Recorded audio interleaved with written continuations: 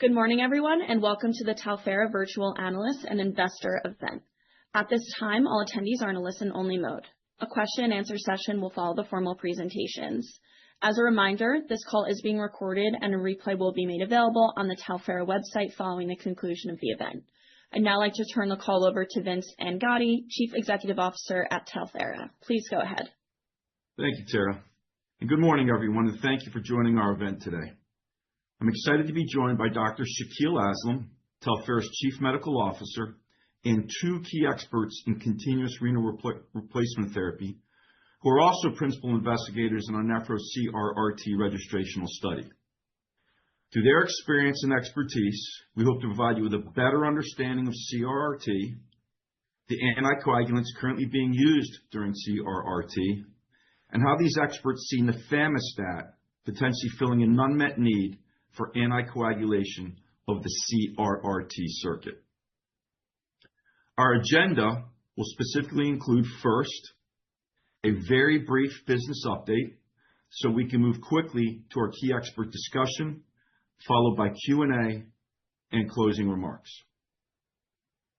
Before we begin, I want to remind listeners that during this call, we'll likely make forward-looking statements within the meaning of the federal securities laws. These forward-looking statements involve risks and uncertainties regarding the operations and future results of Talphera. Please refer to our press release, in addition to the company's periodic, current, and annual reports filed with the SEC for a discussion of the risks associated with such forward-looking statements. These documents can also be found on our website within the investor section. Now, for the business update, earlier today, we announced our Q4 and full-year financial results.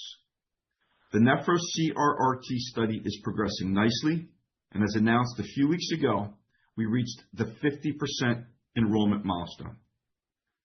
This achievement, along with the achievement of some other conditions, triggered the closing of the third tranche of our March 2025 financing, generating gross proceeds to the company of $4.1 million, in addition to the funds received back in October 2025, when two investors waived all their conditions and closed on the second and third tranches of this investment.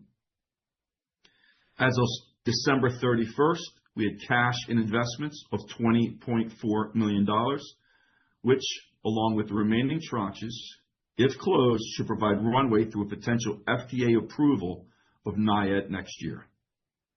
We expect to complete enrollment of the Nephro-CRRT study later this year and file the PMA within about 3 months after study completion.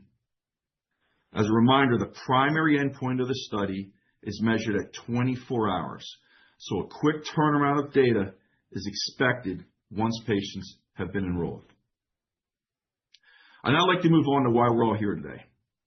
As a reminder, continuous renal replacement therapy, or CRRT, is a specific type of dialysis that runs for 24 hours on a slow flow and continues, on average, between 5 and 7 days while the patient is in the intensive care unit, the ICU.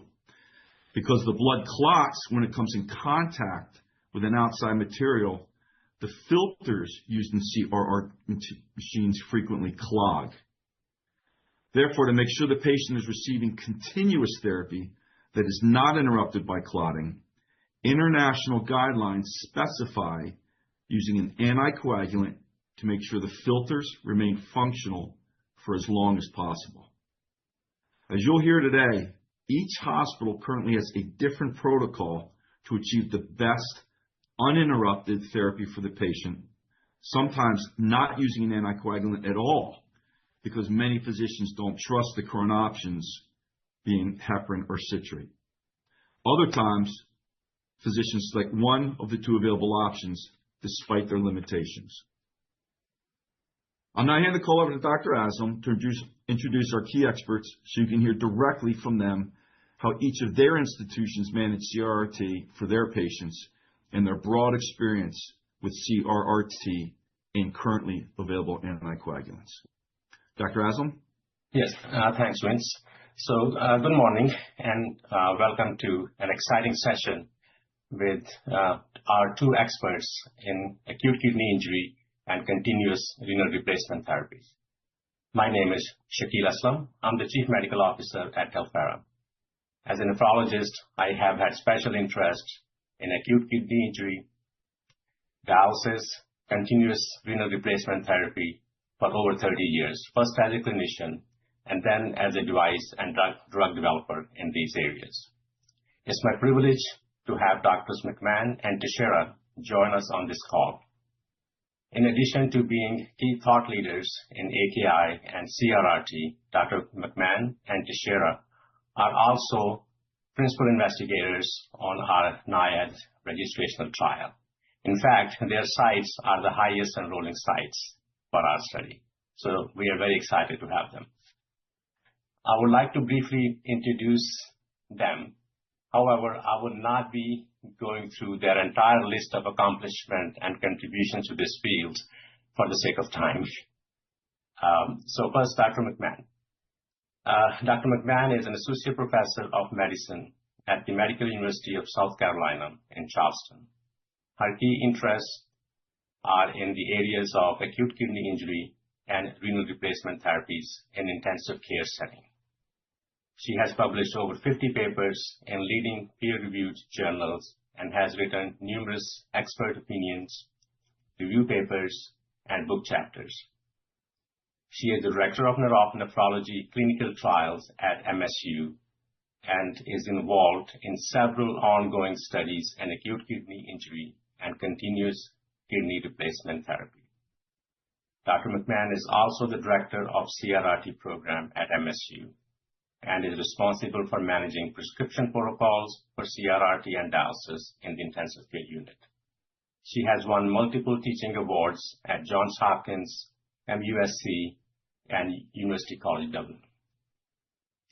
Dr. Talphera is an associate professor in the divisions of nephrology, pulmonary critical care, and sleep medicine at the University of New Mexico in Albuquerque. In addition to other clinical responsibilities, Dr. Talphera serves as the Director of Acute Dialysis and Continuous Renal Replacement Therapy Programs at UNMH. As a critical care nephrologist, his research interests lie in acute kidney injury, CRRT, and septic shock, among others. He has enrolled over 300 critically ill or hospitalized patients into more than a dozen clinical trials. He has co-authored over 100 peer-reviewed publications, book chapters, and conference abstracts. He's on the editorial boards of 3 journals. As a director of the CRRT program at UNM, Dr. Talphera is responsible for overseeing the development of CRRT protocols and quality assurance programs. So welcome to our call, Dr. McMahon and Talphera. So nice to have you.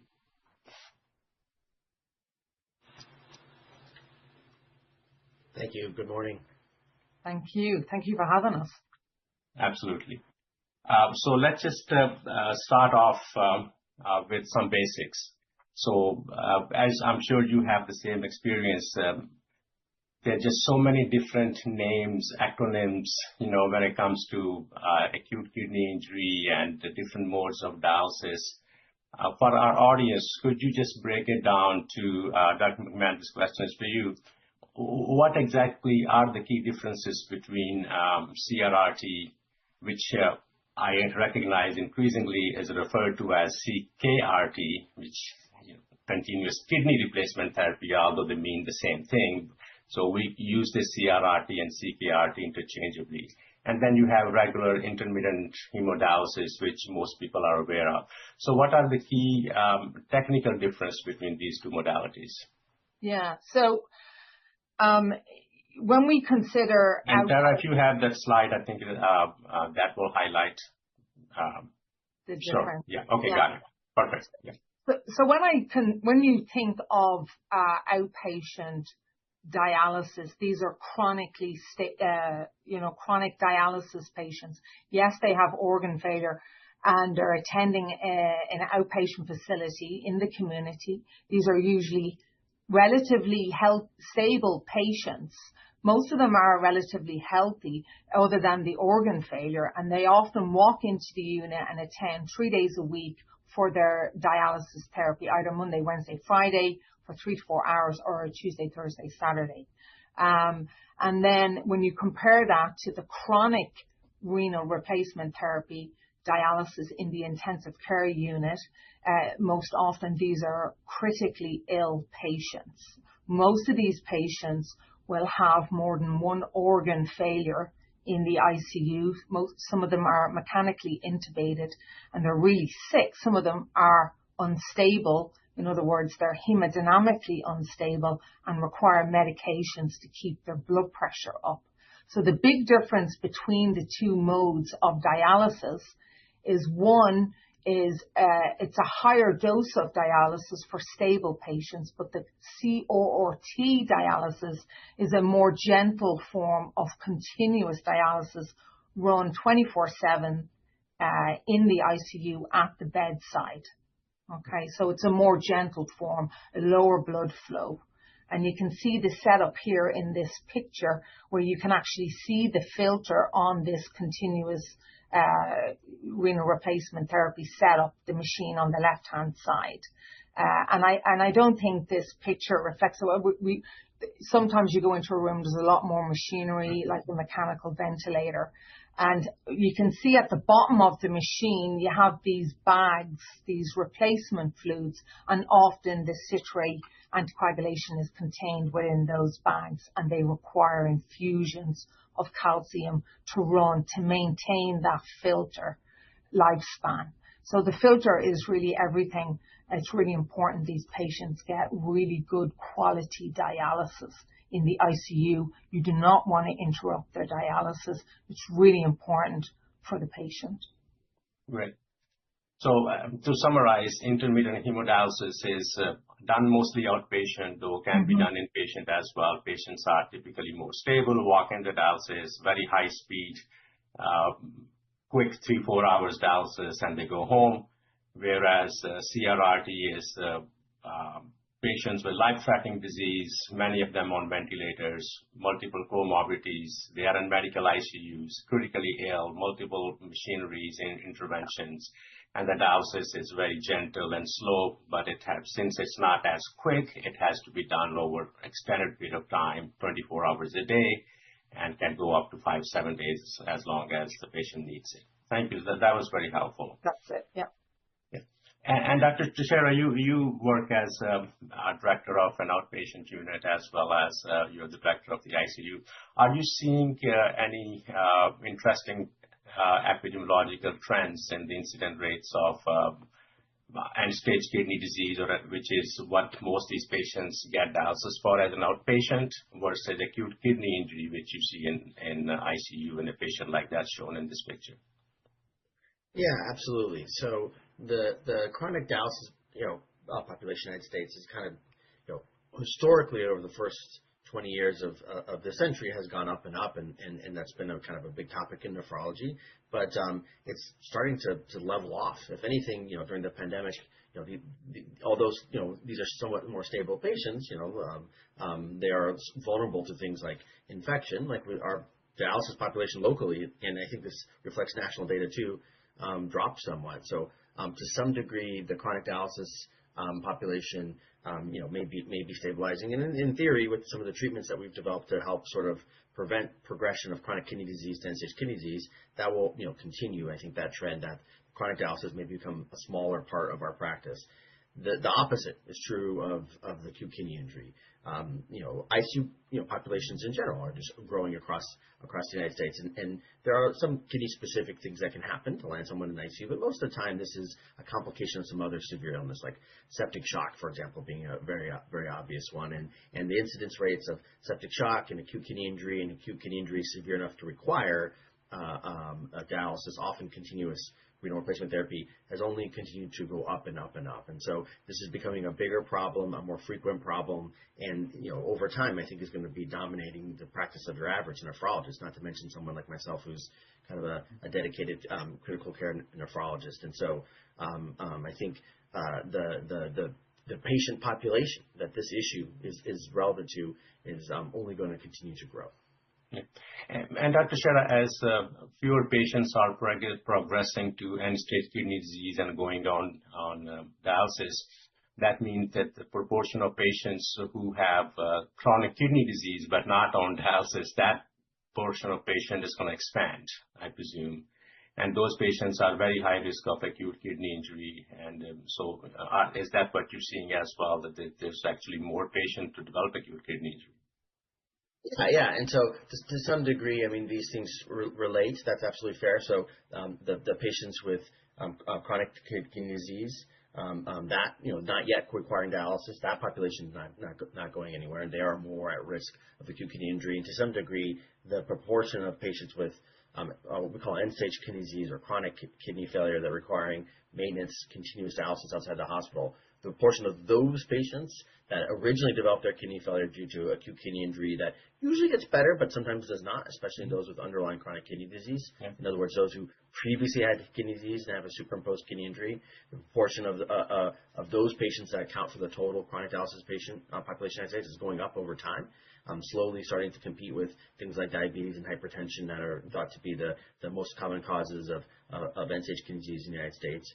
But yes, absolutely. So the patient population, just as the United States population is aging and developing more chronic kidney disease, the patients at risk of acute kidney injury are increasing, which I think is part of the reason why we're seeing more of it. Along with, to be fair, I think just a gradual, so I'm going to say gradual explosion. It seems like to me an explosion over the course of my 20 years since I was a med student, messing around in ICUs long ago.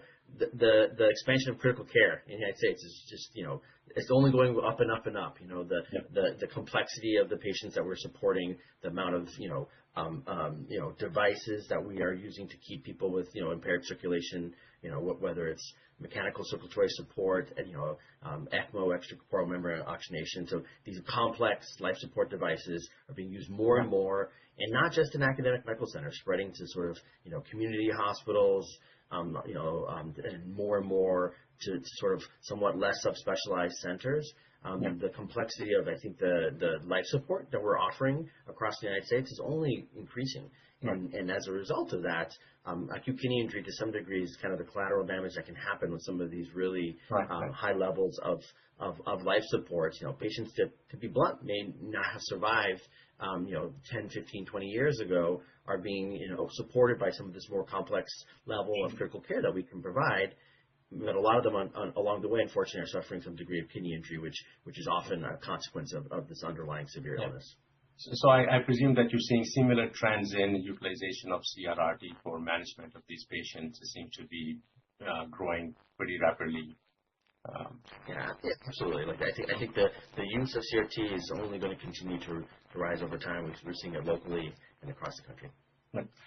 Dr. McMahon, tell us about the risk of clotting in two totally different modalities of treatment. So you have very fast, high flow acute dialysis, and obviously filter can clot, and then you have slow, dialysis for a long period of time, low flow, and patients who probably are much more sick and inflamed. Mm-hmm. So how do you compare the risk of clotting between these two? Yeah, it's a good question.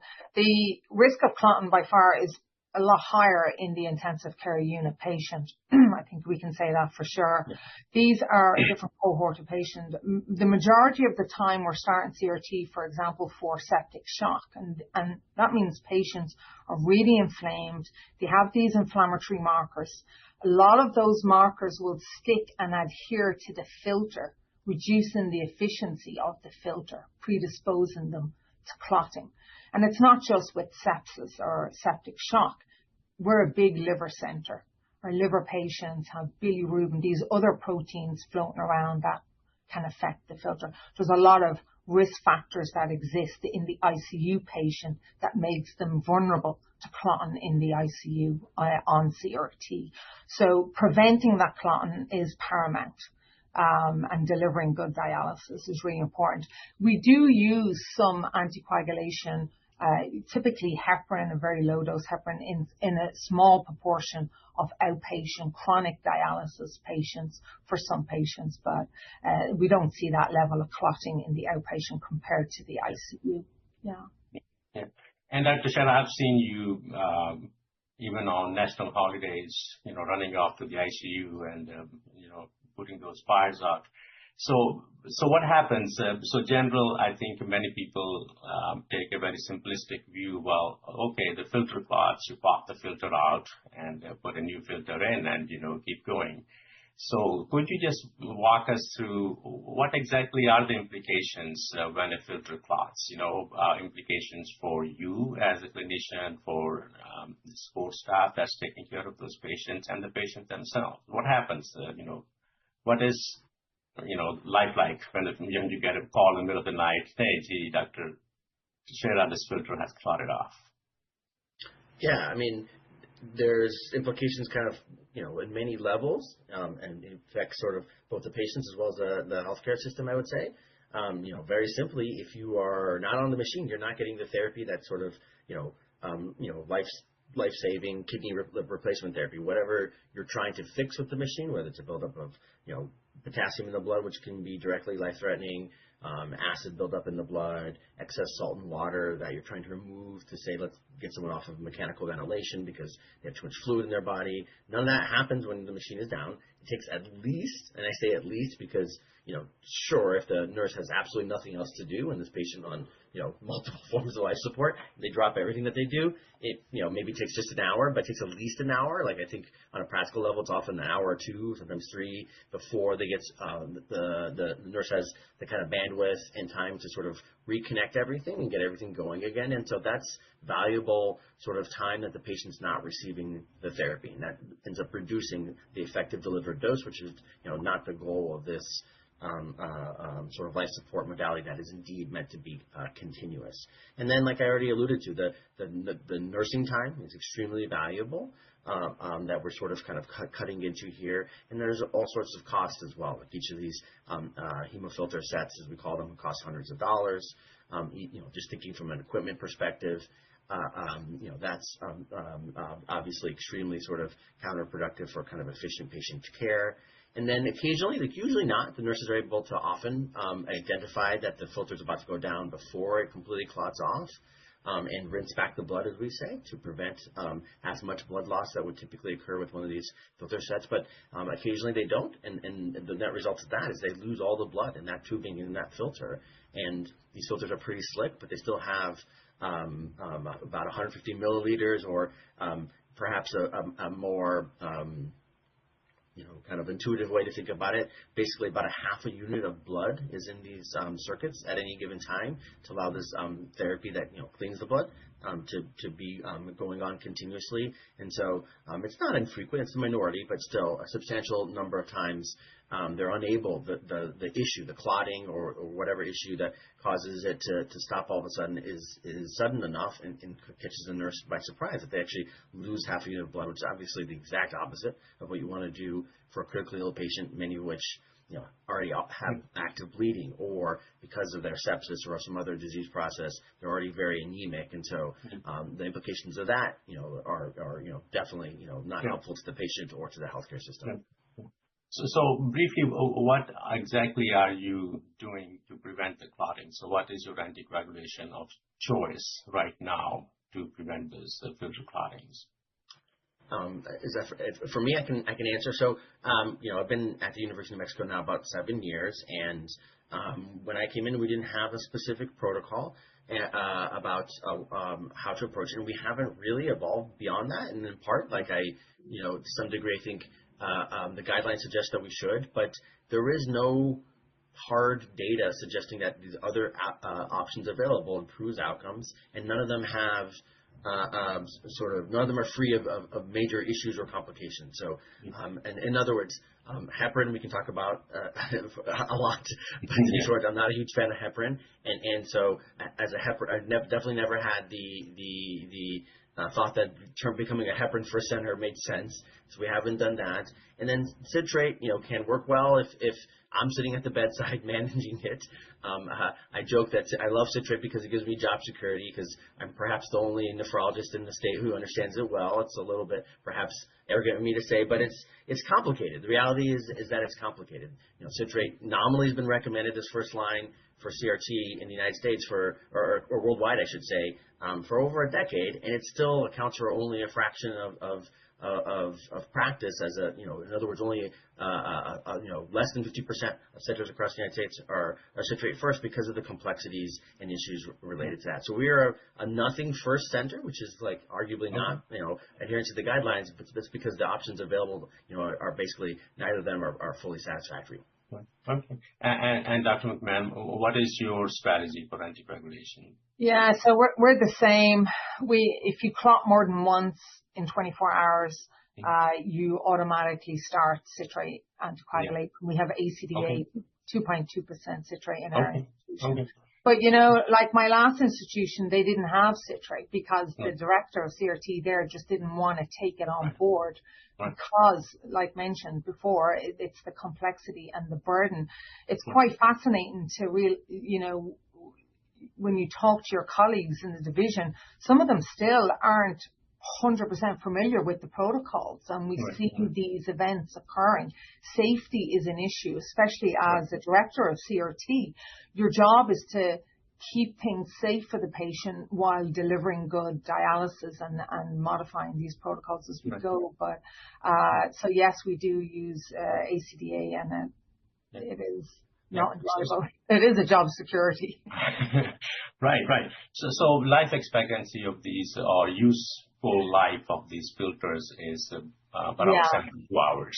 So when you are not using an anticoagulation, what kind of lifespan do you get for these filters? Yeah. So if you actually look at the data, the data has been published on this. A third of filters that go down in the first 12 hours. And then another third will last 12 to 24. Most institutions are therefore not getting 24 hours with their filters. Remember, these filters are expensive. Dialysis is expensive. The filter alone is a connection fee at our institution is about $2,300 plus the nursing fee. So it's not cheap. And then the cost of anticoagulation, the cost of the connection, the cost of blood should it go down. And then the implications, obviously, for the patient. Sure. But so it's not cheap. Yeah. And Dr. Talphera, what kind of filter life do you get at UNM? You're on mute. Yeah. No, I just pulled up some of our most recent data. This is actually skewed by pediatrics, which is a little bit different situation. And their filter life tends to be better than ours. But our filter life tends to be, our median is 13 hours. I'm just looking at some data. This is a few months ago. And we have some that, extend a little bit longer. So our mean is a little bit longer than that, but still less than 24 hours. And so that is, it's suboptimal. But again, I think part of the issue with that is that, the options available to us to improve that are limited. And so we haven't sort of, implemented any, major changes based on that, other than trying to remind people to consider, heparin or citrate, upon, premature filter loss. But our data, locally match, the sort of more global data that Dr. McMahon just said. And heparin has been used forever, and it's FDA approved. And but there is a lot of I would say disagreement on when to use it, if to use it at all, does it really offer a favorable benefit to the risk profile to the patients. So Dr. McMahon, what is you tend to looks like avoid heparin altogether. So what is that your beef against heparin? Well, I used that at my last institution for 7 years, and I can tell you it just is not as efficacious as citrate. Okay, so the data on it is about 26 hours with heparin. That's not significant. These filters are supposed to last 72 hours. And if you're getting 26 hours with heparin, that's just not really good enough.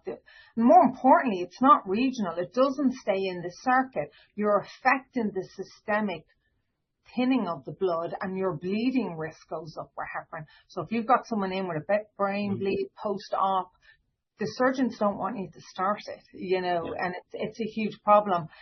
So it's lack of efficacy, reduced efficacy, and then the risk of bleeding with it. And yes, it's cheaper, but that, the cost doesn't come into it at that point,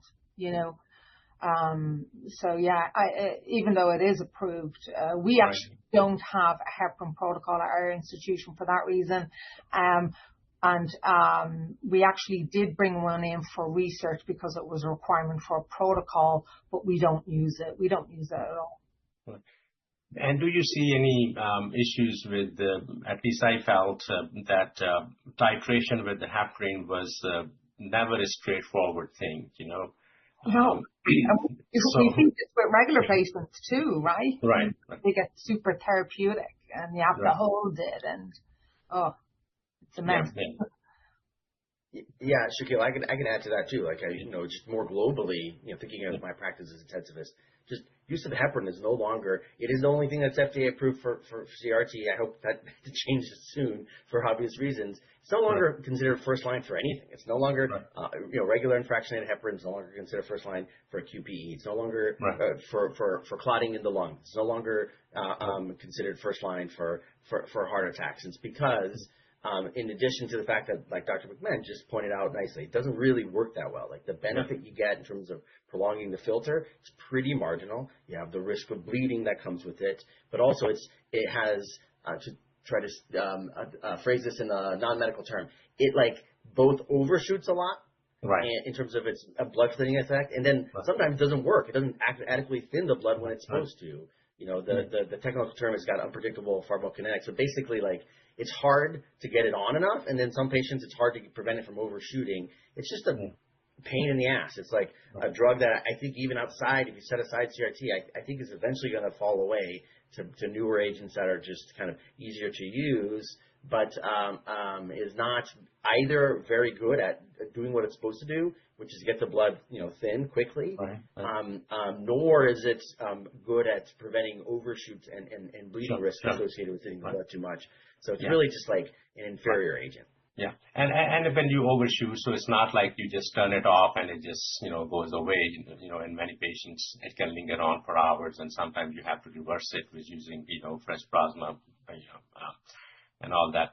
But it's dirt cheap. So do your hospitals incentivize you to hey, use it? It costs us pennies, and why not? So you don't buy into that incentivization, right? Okay, great. So, and you talk to other people, and this obviously is your experience with the heparin. And is that the general consensus you get? I know, you guys goes to all these meetings, as we are going to the one at the end of this month. You meet all the, main people in CLRT world. When you talk to them, is this experience with heparin universal across all, or you have some, real strong supporters of heparin out there? No, it's not citrate still is superior, is a higher incidence of use across the United States. Yeah. So, compared to heparin, it's definitely not used despite the cost advantage. You wouldn't sacrifice patient safety or efficacy over,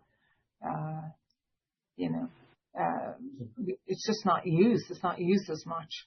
Okay. Yeah, I've never met anyone who's a strong proponent of heparin. Heparin hasn't been recommended as first line for the last 10 to 15 years, right? Despite the fact that it's the only thing that's approved technically for this use, nobody's pushing for heparin to be first line. And Dr. McMahon, you do use citrate in select patients, and so tell us. What is life like? Well, how long have you got? Because if I can tell you, it's an absolute, as the director of CRT at MUSC, it is an absolute pain in the arse for me, because it's constant. I mean, I'm not going to bash citrate, okay? Sure, It does sure. its job, but there's issues with its use. You know, Right. we talked about complex protocols, and it has a huge burden on nursing staff and also on the medical staff. These monitoring of labs, the iCals, the post-filter calciums, the lactates, the CMPs, and then these titrating of this calcium infusion that you have to give the patient. There's certain cohorts of patients that you can't even use citrate in. Well, you got to watch them really closely. The liver patients, for example, they can accumulate it and get some degree of toxicity related to it, and then you're stopping the citrate. And then because you're starting a calcium infusion, my protocol starts at 60 cc's an hour. And if you have a decompensated heart failure, you can't even pull off that 60 cc's. So you're going in there with your machine and then you're overloading them with this infusion.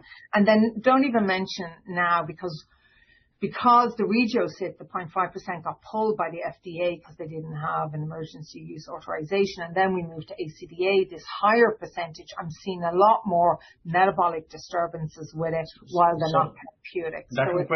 For some of us who may not know, what exactly is ACD? It's just a higher percentage of citrate that we use. So highly concentrated citrate. Concentrated citrate, 2.2%. So it's like this alkalotic drug, and it changes the pH of the blood, and you have to monitor for that. So we see a lot, you know, I get a lot of the safety events that come back with its use, and it's all the time, to the point now that we have to do citrate rounds when we start citrate. I have highly skilled nurses who actually one nurse actually does a round on anyone who starts, so that we can start monitoring it. Because what we're seeing is a lot of these metabolic disturbances, and then at the same time, we're not getting therapeutic.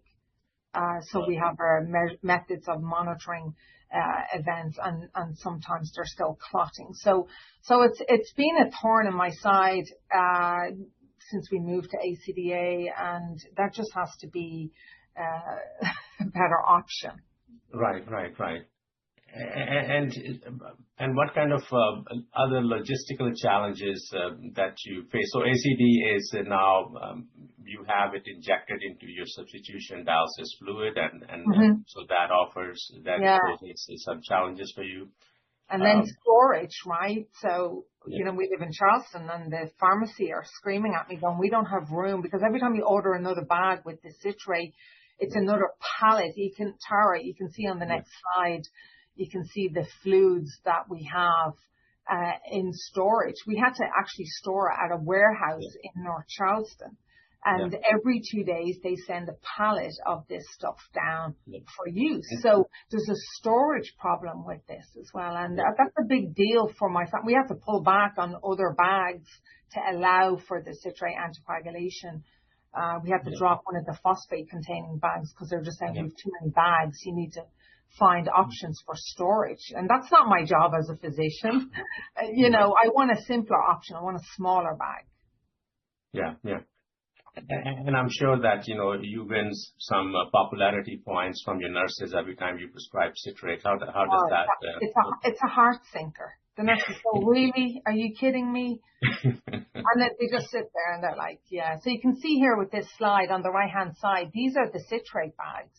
Well, these are the CRT bags, but to order citrate, you need another shipment of citrate bags. So they're big bags. These are 5-liter bags. A patient might go through probably six of these, 6 to 9, depending on the blood flow per day. So it's a lot. And if a patient's on CRT from 2 days to a month, you're going to turn over these bags. Yeah. And I think in comparison to the nafamostat on the left-hand side, see where the circle is? That's the bag. It's just like a saline bag. Right. So this is a 1-liter bag.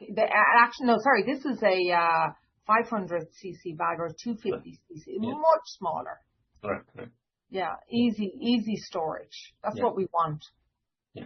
And Talphera, you actually train at one of the premier citrate using institutions, but you have not been able to implement a citrate program at UNM. So tell us about what are the challenges or pushbacks that you experienced? I think Dr. McMahon sort of kind of hit upon it. Like it's a drag on kind of nursing kind of bandwidth. It's complex. It's hard enough for me. I think most of the fellows, I'm involved with the nephrology fellowship quite intimately here. I think most of the fellows graduate from our program understanding how to use it well. And then we did have citrate available where I trained at the University of Colorado. But to be honest, actually, I wouldn't have actually probably called it a center of CRT excellence. Okay. I kind of know that. I know that a little bit better now in retrospect, to be honest. But currently, I had faculty there. These are like world famous nephrologists in their field, but who didn't understand citrate. And okay. I only started to learn it, somewhat after training because it's hard to sort of learn. We actually, when I was a fellow, there was a disruption in the supply of calcium infusions related to one of the hurricanes in Puerto Rico, and we lost our ability to prescribe citrate for a year of my training, to be honest. At UNM, and again, I think we've already hit this up. It is complicated. One of this, we'll just say, I won't name him, brilliant nephrologist who sometimes even within my own field, even though he's not specifically a critical care nephrologist, I'll ask him questions because he knows so much about everything. Even some of the most experienced nephrologists in my group who are brilliant, kind of general nephrologists who know everything about everything to some degree, don't know how to manage citrate, properly. Right. The fellows, sometimes text me on a Saturday afternoon being like, Dr. Talphera, I can't understand what's going on with this patient. Why are we doing this? I'm like, I don't know either, but, what ends up happening half the time is that we end up stopping just because people are confused. They don't understand what's going on. Sometimes they, develop real accumulation of citrate or toxicity, like Dr. McMahon alluded to, that can occasionally be life-threatening. But most of the time, the nurses, the intensivists, even the nephrologists are just confused, and we end up stopping it anyway. And so it ends up being kind of this dance that burns up sort of my bandwidth, to be honest. I'm not there at the bedside all the time, able to manage things. And that's the difference between sort of a clinical trial that shows citrate's better than heparin than real life. If you're running a clinical trial where everything is sort of carefully controlled with a complex therapy like citrate, it's going to look great. It's going to look great, but we know it. There's actually good data from the United Kingdom that it doesn't actually perform that much better than heparin. We've already talked about how much I think heparin is basically garbage. Citrate in real life settings, when it was implemented on a national basis in the United Kingdom, had no benefits basically. And so I think I see that on a day-to-day basis when I try to sort of provide this therapy to my patients. And so that's part of the reason why we have citrate available, but we're not a citrate first center. Yeah. So it's very clear that two options that we have, they have their own unique challenges. So heparin, yes, easy to administer and far less complicated, but very unpredictable. Doesn't always work the way it should, and then causes systemic anticoagulation and adds too much risk to the patient's safety.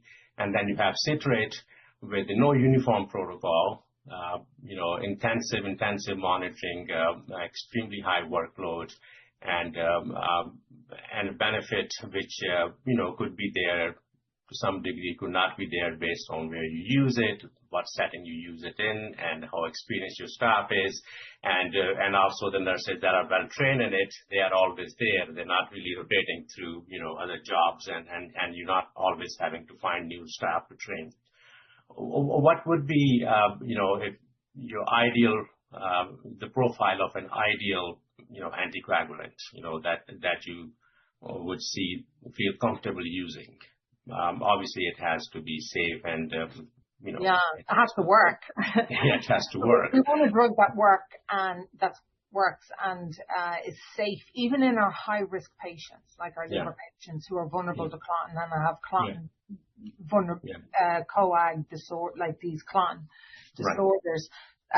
We want to be able to use it in our surgical patients, and I want that drug to remain in the circuit and not to overflow into the patient's blood.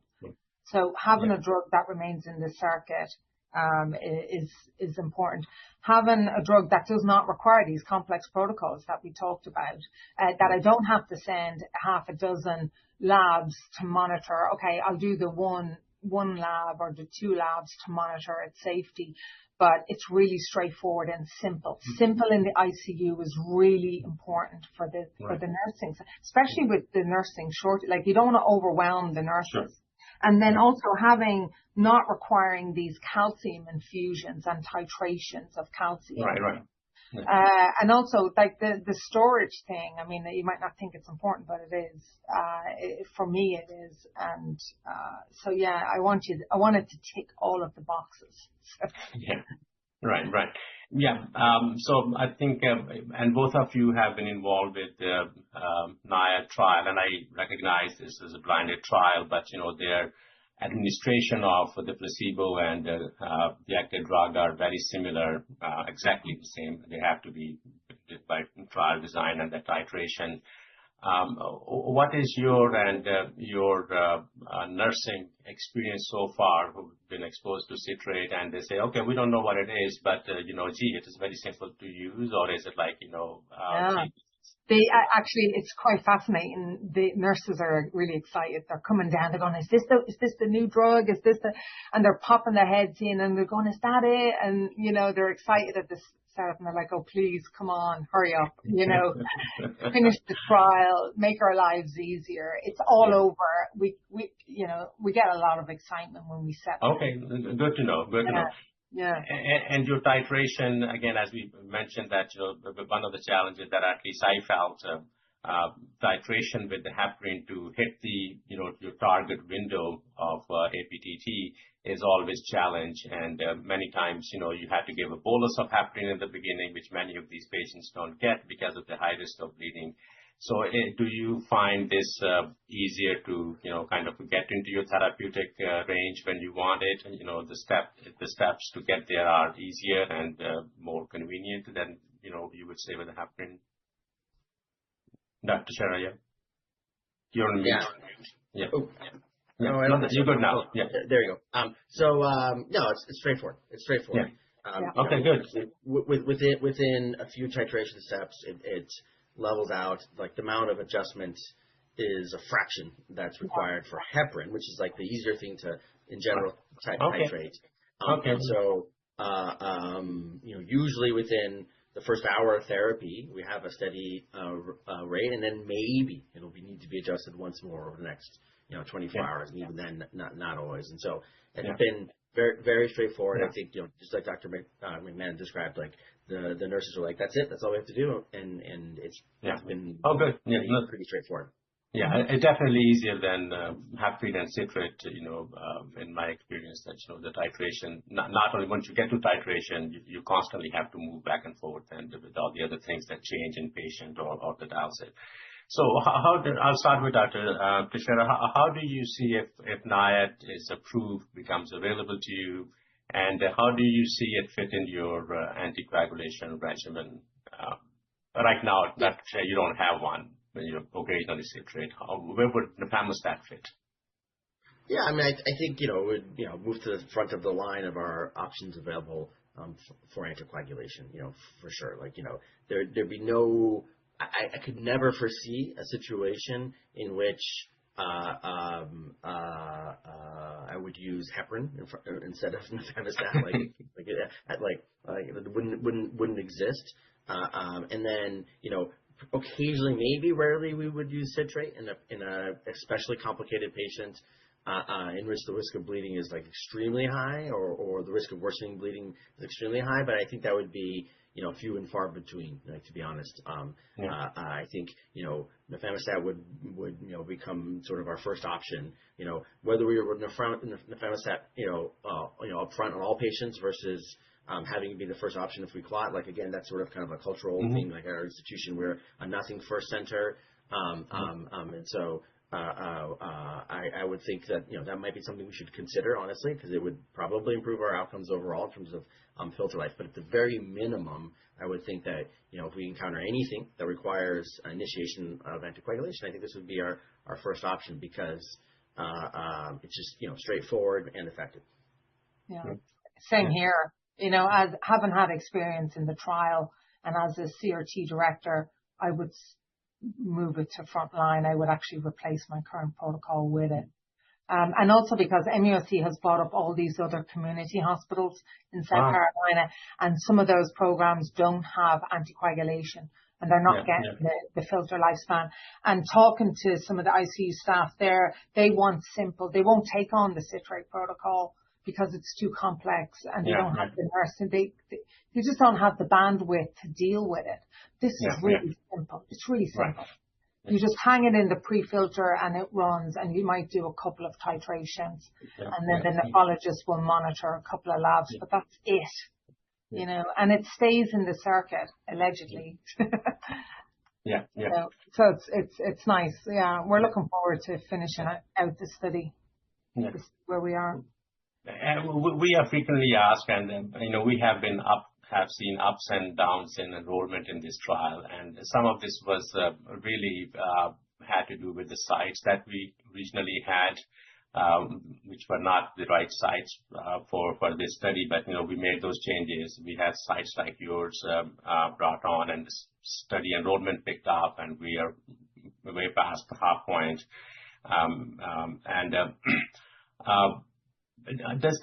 Does that reflect any challenges in acceptance of nafamostat? I think the people always ask us, gee, if you cannot enroll this trial, how are you going to find patients who need this? What are your thoughts on that? I can answer this one. We've talked about this, Shaquille. So the study was designed to be extremely cautious, right? Like they exclude anyone basically with, you know, increased risk of bleeding, including, to be blunt, a bunch of patients who I think would be ideal candidates for nafamostat. Like because the whole you know concept of nafamostat is that it produces regional anticoagulation. You know, there's a bunch of patients that end up being excluded that I think would be perfect candidates for this therapy. And CRT studies are hard. These are sick patients. You know, you mentioned I've enrolled 300 patients in trials and prospective studies, to be honest, not all trials, but nonetheless, like most of them are not CRT patients. This is my one area of like, you know, most interest, to be honest, is CRT. But enrolling patients, you know, who are requiring CRT into clinical trials, it's extremely hard in any setting. And in this case, like the way the protocol is designed, which like, you know, I understand. I don't think it's, you know, reasonable to criticize per se, but like anyone with any sort of, you know, issue, you know, related to like possible increased risk of bleeding can't be in the study. They have to have like very specific dose of DVT prophylaxis. If their ACT is 151, and again, a patient who has a slightly high ACT that's excluded from the study, you know, those patients would all be completely reasonable candidates for this actual therapy in real life. So the study protocol, the way it's designed, assuming, you know, basically erring on the side of assuming that the bleeding risk associated with this drug is much higher than it actually is, in my opinion. The study protocol excludes a whole bunch of patients would be very, you know, reasonable, if not even like ideal or preferential candidates for this therapy. And so I think that's the challenge of the study, is finding patients who meet all the criteria, including that baseline ACT. That's been a major issue for our center. We've identified more people who have had a baseline ACT out of range than in the range that the FDA asked for. And that's not something that we've been able to sort of, you know, negotiate to change the protocol. I understand that. But I don't think that's going to reflect the real world use of this whatsoever. These are sick patients. Just getting consent for any CRT study to do anything is complicated. And so like the stars kind of all have to align to get someone into the study. We're making progress. We're doing the work. But all that said, I think the limitations of the study, or the challenges enrolling a study, will not, you know, translate whatsoever to the use outside of. That's good to know. And man, you have any comments on that? Yeah, no, and I enrolled 3 patients last week. You know, like I don't have an issue with it. And then, you know, a lot of patients are coming in bleeding, actively bleeding. And then, you know, we've still managed to safely wait 24 hours, 48 hours, and then re-enroll them later once the bleeding had stabilized and they were treated and they were still on CRT. So, you know, even in high-risk patients, we're still able to get them in. And I don't think it doesn't reflect it at all. And the drug will sell itself, to be honest with you. It's not going to change it at all. That's great to know. So coming to selling itself, how much challenge do you foresee selling it to your hospital formulary? You know, you will Yeah, need to. I don't think it's going to be an issue because, we're the ones that request the purchase order on the drug as the director of the CRT in the hospital. And then we just have to go to a P&T committee and say, look, these are the adverse events I've had. These are the challenges. They already know the challenges with citrate. It's not going to be an issue for me. Yeah. And I can see that the other peripheral hospitals, they will probably end up starting the drug at the time of initiation. So it's just set up and then they walk away from it and use it. And then see those longer, like they will gain money because these filters are expensive. So if you're getting longer lifespan of the filter, the drug will pay for itself. Okay. Great. And citrate is not cheap. I mean, there's a human personnel cost to it, but there are components and multiple testing and all that. So citrate, the time of that is not going to be more expensive than citrate. Extra. No, and like it's actually quite shocking. Those bags expire with the drugs really quickly. Those big bags. Yeah. I got an audit last year back from the hospital, $45,000 of expired drug. Like, I mean, it's massive money. It's huge money on the hospital. So, we have to do better. So that brings me to the end of my questions for you. And we have some little time left for any questions from the audience, from other people who are listening in. Tara, I'll hand it back to you. Before I do that, I really want to thank both Dr. Talphera and Dr. McMahon for very exciting and enlightening discussion today. Thank you for joining. Yeah, thank you for letting us be part of the study. It was great. Absolutely. Tara, back to you. Great. Thanks, Shaquille. So at this time, we'll be conducting a question and answer session with our speakers. Please hold for a brief moment while we pull for questions.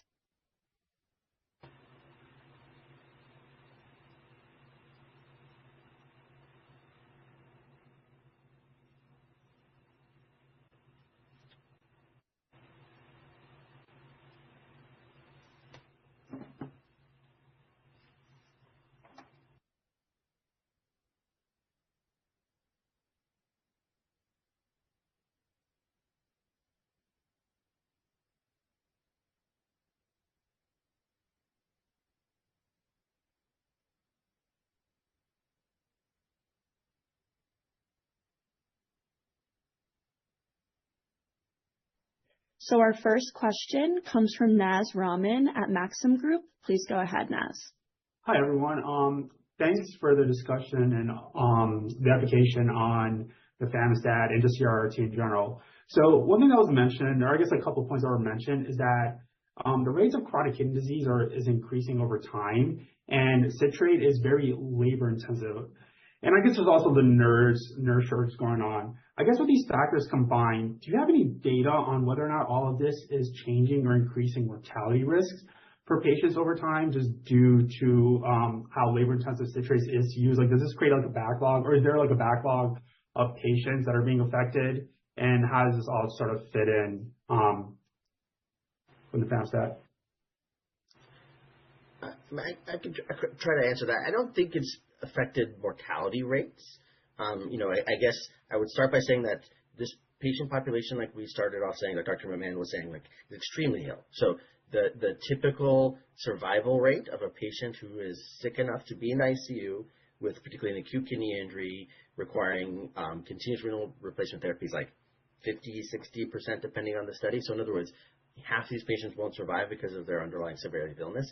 I don't think that's improved a lot over the last 20 years, which is like actually in the context of critical care where to some degree our supportive care, all these devices have improved survival rates in many populations, like slowly but surely improved overall, let's say, survival rates from septic shock, one of the most common reasons to be in the ICU.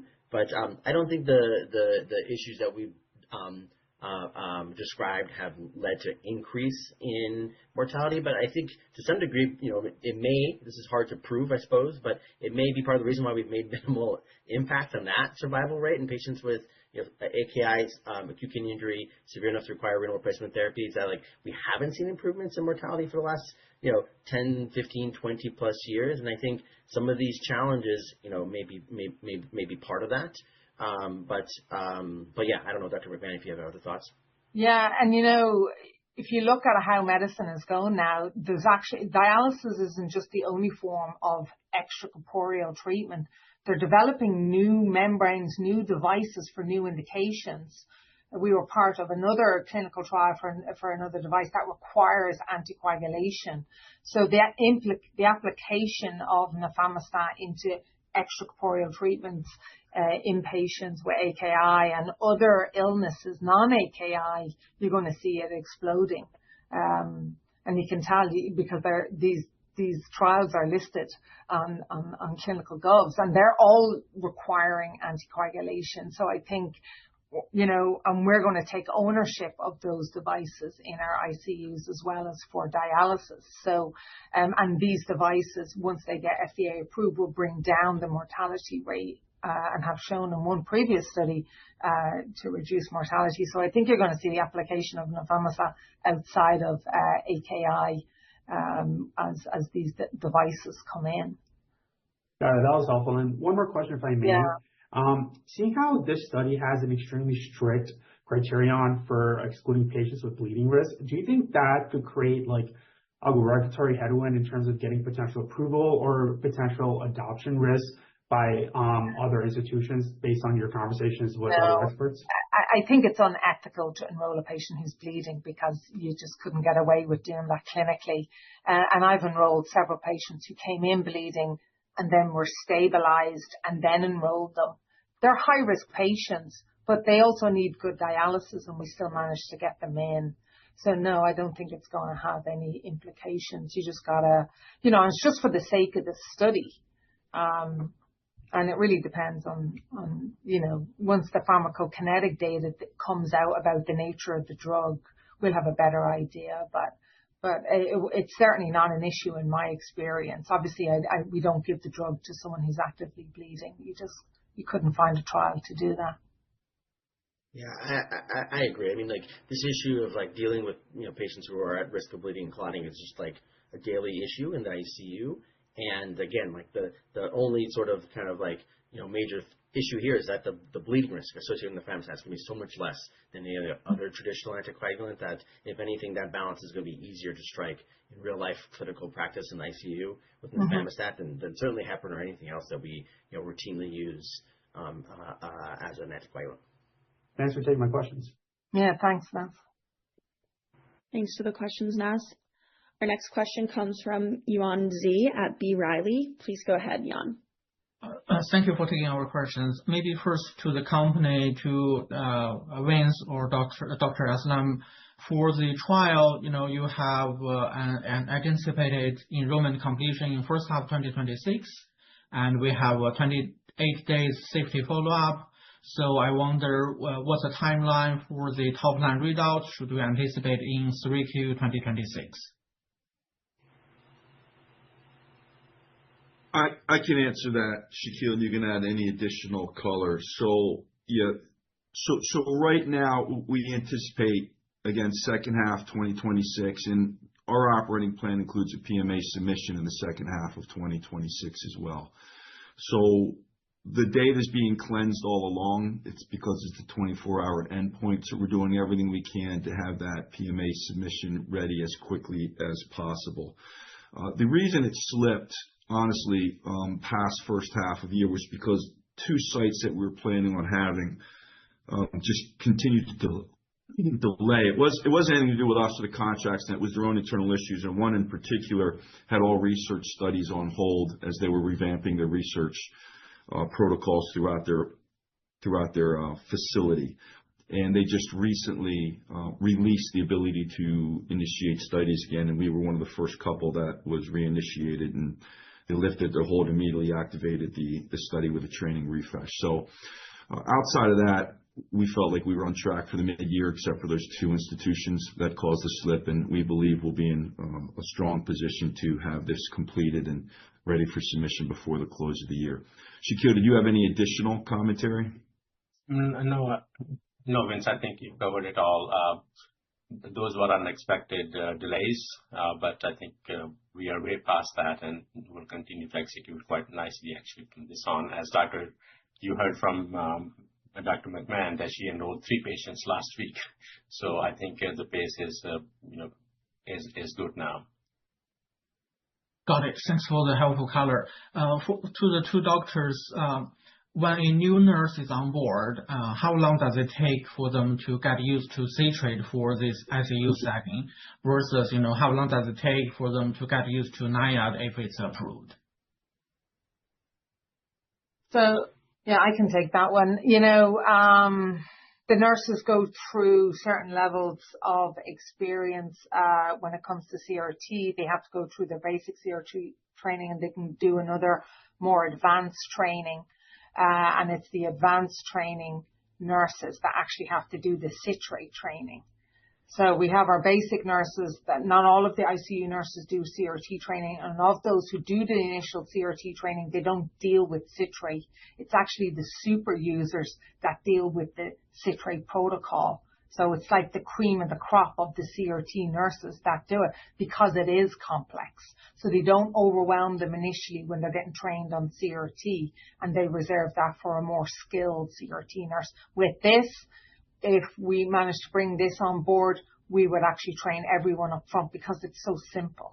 You hang a bag, you run a pre-filter, you're checking a lab, and you're titrating based on a simple box. And that's it. It's so easy to use compared to our current protocols. So yeah, I can see the nurses changing that for the initial all-comers up front. Yeah. So Dr. McMahon, in the citrate training, what would you consider typically it takes to train nurses? Do you kind of well, you have to take them through the protocol. You have to talk to them about where to draw the calciums from the different circuit. There's 2 different lines. You have to draw the calciums from there, right. The timing of it, the interpretation of it. How do you interpret? How do you titrate your calcium in response to that? How do you look for citrate accumulation? What do you do with alarming? Because you're dropping the blood flow, you get increased alarming with the citrate. How do you handle that? It's a cluster. And so you can't just put the nurses on that straight away. They'll get too overwhelmed. It's our super users that use the citrate protocol. Yeah. And NIAID would be just like, hanging a bag of heparin, except that it's... Yeah, it's a small, you just hang it up, you let it run, and then you set out a rate, and then you check your ACT level within 15 minutes, and then you titrate based on that. It's simple, it's easy, it's uncomplicated. It's good. It's good. I mean, I could second some of that. I'm not sure exactly how long it takes. Probably ends up being months before they're comfortable, I would say. But like Dr. McMahon saying, first of all, only a fraction of our ICU nurses are trained to do any CRT. I think in our institution they all get some initial training on citrate, but only the most experienced nurses are comfortable with it. And so to some degree, again, one more reason why we are reluctant to just throw people on citrate willy-nilly is because certainly in the middle of the night, expertise from the nursing side in delivering this therapy may be limited. And just like Dr. McMahon described, nafamostat is going to be far more equivalent to just like any other drug administration that the nurses are capable of doing. So I don't think there'll be any sort of restriction. Basically, if you run CRT, you would be able to run nafamostat without issue. Yeah, got it. Maybe one last question to Vince. Since the NIAID is approved and used in Japan and South Korea for over 30 years, how should we think about the market exclusivity in the U.S. For this drug device combination? And would any new patent application in this setting help to extend the market exclusivity here? Yeah, good question. So put patents aside for a moment, just on data exclusivity from a regulatory standpoint, we would get 6 years post-approval. And then beyond that, we've already filed international and domestic patents that are citing different mechanisms of use. It'll be on method of use in the United States, the titration schedule, the supply, et cetera.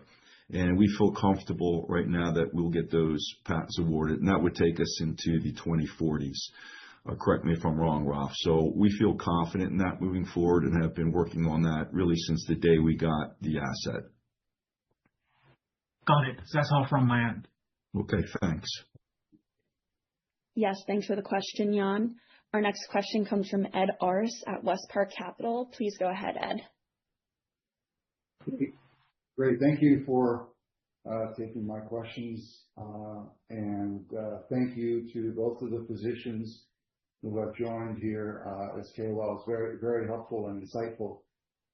Just a couple questions for me. I think Dr. Teixeira earlier on mentioned how despite citrate being the nominal recommended first line, at least in his facility, and I would imagine similar situations at others, it's used maybe 2% of the time, I think he said. In other words, the protocols basically don't do anything at first. So as you think about all of the benefits and advantages over the two options today, I'm wondering if you would expect to see a significant increase in the use of this versus the two other options today. In other words, could the market as it is today actually grow because of the use of NIAID as the first line therapy going forward? Yeah, so I can try to address that. So let me back up. The recommendation that citrate is nominally first line is actually not specific to my institution. It's from what we call our KDIGO, or Kidney Disease Improving Global Outcomes recommendations in 2012. They recommended citrate as the first line anticoagulant in patients who don't have a contraindication, which is a little bit vague, but basically suggested that should be first line. So that's been like a global recommendation for almost 15 years. And I would say, like, across the U.S., it's more than 2%, but substantial minority of centers. It's definitely less than 50%, though. A substantial minority of centers are citrate first right now, and kind of follow that recommendation. So I guess the point is that, like, more than 50%, 2/3, 3/4 of centers in the U.S. don't follow that recommendation to be citrate first in patients who don't have an obvious contraindication. And that, kind of paradox or seeming contradiction, I think just underlines the challenges in actually effectively delivering citrate. In our institution, maybe it's 2%. It's probably a little bit higher than that. But it is a minority of patients who end up getting started on citrate. It maybe is like a quarter of the patients end up getting citrate. And often that's because they're clotting a lot and they're not a candidate for heparin, or they're clotting despite heparin, which we've talked about how heparin is kind of basically, in my opinion, an inferior drug overall. But one of the issues with it is that it doesn't do that great of a job of preserving the filters. Like, it doesn't even do what it's supposed to do. It's kind of, certainly if you had to compare citrate versus heparin, heparin is simpler, but citrate's a more effective anticoagulant. So sometimes we'll try heparin first, and they'll fail that, so to speak, and then go to citrate. And so the second part of your statement, or the question, I think you're saying is, will CRT use overall increase because of nafamostat? Hey, Dr. Teixeira, I think when we're talking about the market, it's more the anticoagulation market. Correct me if I'm wrong, Ed. And the question would be, if you're hesitant today to use anticoagulation, because there's a large segment that uses no anticoagulation as a first line and might not even use this therapy for all the aforementioned reasons that Dr. McMahon and you have mentioned. Do you think that a simpler agent would compel them to maybe start introducing it into the protocol, whereas historically they haven't? So the overall market of anticoagulation in this area would start to increase. Yes, that's exactly my question. Would citrate use increase? Citrate use is going to increase regardless. So actually, I don't think that's going to change that. But the answer is yes, overwhelmingly. Like, will more centers, will a larger proportion of the nothing first centers like my own switch to using nafamostat first? I think absolutely. Those will be like, centers in which a therapy like this will be attractive, because, like, I think nothing first is going to become a second line approach, or newer guidelines are going to sort of continue to sort of emphasize what's already been emphasized, is that something is almost certainly better than nothing. And with all the issues with heparin and citrate, having a therapy that is both effective but less complicated and less risk of severe complications like citrate gone wrong, which is unusual but can happen and can be severe. I think overwhelmingly, like the global use of anticoagulation with CRT is going to go up. Yeah. Yeah, 100% it will go up. I agree with that statement. The only reason we don't start with citrate is because of the issues that we're having with citrate. And if I had a friendlier drug, a better drug with less complications, I would absolutely use it, because I want to push those filter lifespans out to 72 hours like the FDA says they should get. And we're not reaching that. 67% of people across the United States are not getting 24 hours. Getting up to 24 hours. That's not good enough. We're not getting the quality dialysis we should be getting. And I think nafamostat has the potential to change that. Okay, thank you.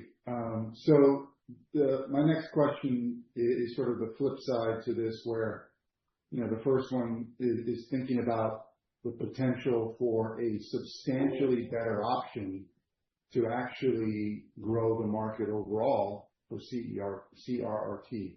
The second question is more related to what limitations can you see? What patient populations or specific protocol situations do you envision where NIAID perhaps would not be thought of as first line, and you prefer just to do nothing?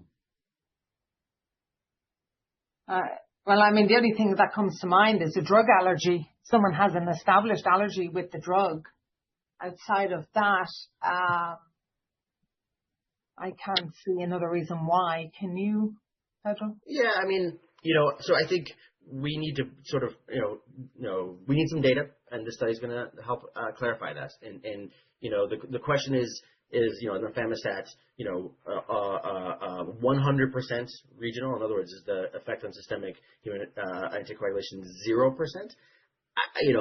It's possible, but I think there may be some slight bleeding risk associated with it. We already talked about how part of the challenge of the study is that a whole bunch of patients who have like a little bit higher risk of bleeding, that are, to be blunt, like an average ICU patient is that higher risk of bleeding. There's a whole bunch of kind of relatively average ICU patients that are excluded from this protocol because they're like, have slightly thin blood to begin with based on their ACT. So those are all a bunch of patients who I think would be extremely well served by nafamostat.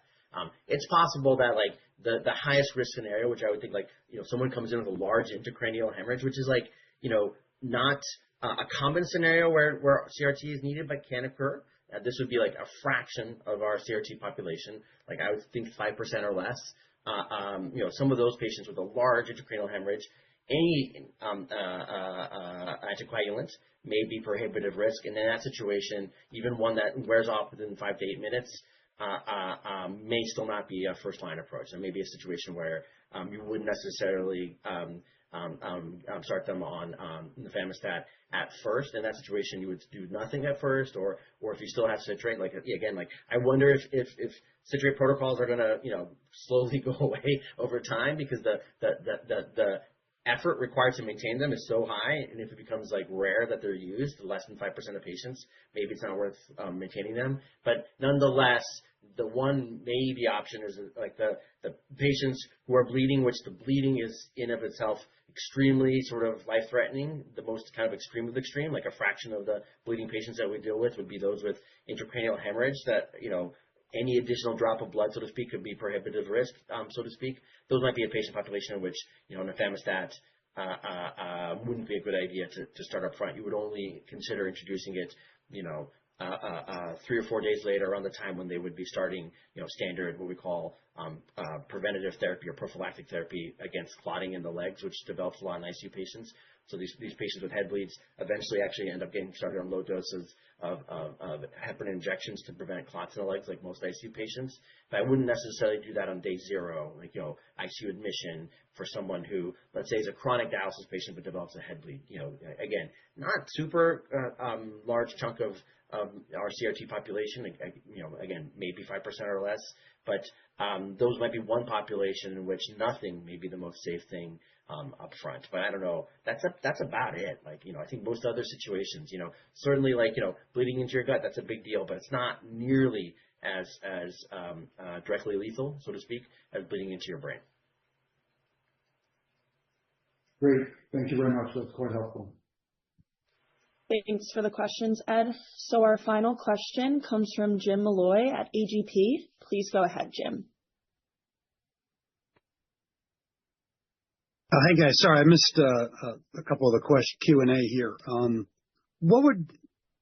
Just want to get a confirm on the. Sorry if it's already been asked. I was over on another call. When will the trial expect to now finally enroll and the PMA will be filed? And then actually the 4.1 million you guys got in, I thought it was 4.9 when you hit 50%. Was that explained early in the call and I missed it? Yeah, so I can help answer that. So that tranche was larger than 4.1 million in totality, but because an early investor waived and yielded some of those conditions, 1.6 million in proceeds had already been received of that tranche. So separate from that, then another 4.1 came in when we achieved the 50%. Does that make sense on that portion? It does. Is that in cash on hand get you through to the PMA? Yeah. So with the cash on hand and the expected activation of the other tranches, we expect this to get through approval from our cash position. So yes. Beyond that, I think your question was guidance on the study completion. We mentioned it earlier in the Q&A. It slipped a little bit. The last two sites came on later due to their own internal processes. One of them in particular had a hold on all research studies at their facility. It had nothing to do with the Talphera study in particular. They just recently released that. And so with those two sites built into the forecast to complete by mid-year, it'll slip a little bit past that. But enrollment seems to be performing nicely. We'll have the study completed in the second half of the year. Our goal is to also have the submission of the PMA in the second half of the year. All right, great. Then quick follow-up. Could you walk through what an ideal candidate would look like? I know there's some talk with the KOLs about how there's exclusion criteria for the trial is a little more demanding than you might find in real life. What would be sort of the ideal candidate you'd be looking at? And then also, is the two trials driving 90% of the enrollment to date? Is this effectively sort of a two-site trial at this point? No. So the over 90% of the enrollment is coming from the new target sites, of which there are 9 since we inherited the study. Just to give you a quick background on that, if you recall, when we bought the company, Law Therapeutics, that had the asset, they had already engaged a number of institutions, good institutions that had been used for the previous study affiliated with that company, / La Jolla Pharmaceuticals, as they were a subsidiary then prior to that. And the change to the new profile sites incorporated not just critical care physicians, but Dr. Aslam came in and moved it towards nephrology leads, and he moved the study towards the MICU, the medical intensive care unit, instead of some of the other ICUs involved. And with that 2-element profile of institutions, he engaged 9 new institutions into the study. So those 9 new institutions are the ones that are enrolling more than 90%. It's not just a 2 trial site. Refresh me. I think the question prior to that was the ideal profile for the patient to be used on nifamostat as an anticoagulant in CRRT. I think we've kind of mentioned it, but Dr. McMahon or Dr. Talphera, can you just quickly again, it didn't sound like there was a lot of restrictions to patients that are going on CRRT, but maybe reiterate who you feel is ideal for the profile. Dr.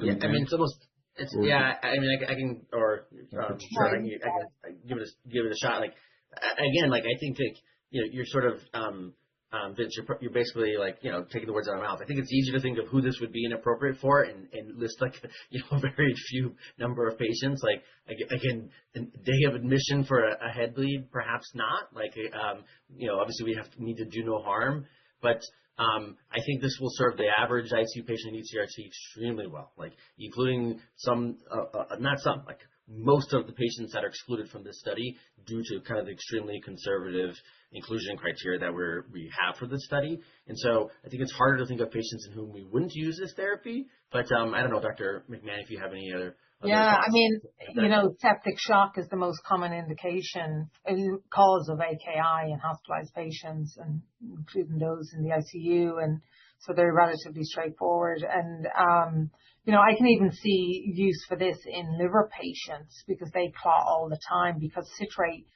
you got to be really careful with citrate use. And we use half the dose of citrate in our liver patients, and they clot all the time. They're so vulnerable to clotting, and we obviously have to wait and see what the data shows from the trial, but I can envisage it being used even in those patients. And they're currently a cohort that we're not using in the study, but actually we have used a couple of patients without liver failure. But I can see the inclusion use of this drug expanding across the entire cohort of patients. Yeah, I agree with that. Liver patients would be, pretty routinely excluded from this study based on the current inclusion criteria, but those are patients in whom this therapy, I think, would be perfectly appropriate for. Absolutely. Yeah. Well, did that answer your question, Jim? It did. Thank you very much for taking the questions. Great. Thanks for the questions, Jim. So we've run a bit over, so we're out of time for questions. I'll turn it back to you, Vince, for closing remarks. Yeah, rich discussion. I can't thank enough our experts, Dr. McMahon and Dr. Talphera, two very busy professionals in patient care, in particular ICU patient care, so you can imagine what their days and nights are like, for their time today. And I really hope that gave you an appreciation for the opportunity for NIAID and CRRT, and our excitement once the study is completed, assuming all is as expected, to get this in the hands of the physicians dealing with these complicated ICU patients. We'll keep you updated on the progress of the trial and the FDA PMA submission planned for later this year. Thank you all for joining the call and listening. Dr. Azam, thank you for conducting the questions and the engagement with the key experts. And that concludes our call for the day. Thank you, Vince. And thank you again to Dr. Talphera and Dr. McMahon. Thank you. Have a good day. Bye-bye. Thank you, guys.